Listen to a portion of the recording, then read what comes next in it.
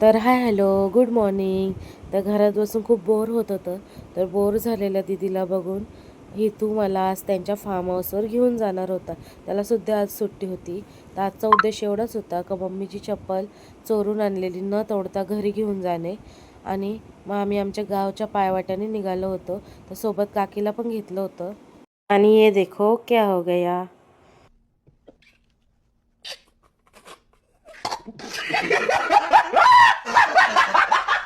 माझ्या मागे काय पनवती लागलेलीच असते. मग तिला चांगलं धुतलं.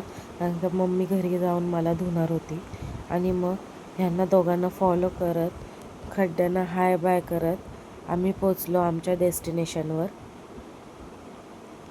तर हा होता आमचा आजचा डेस्टिनेशन, तो म्हणजे या दोघांचा रिसॉर्ट. आणि मग हा होता तिथला सुंदर व्ह्यू.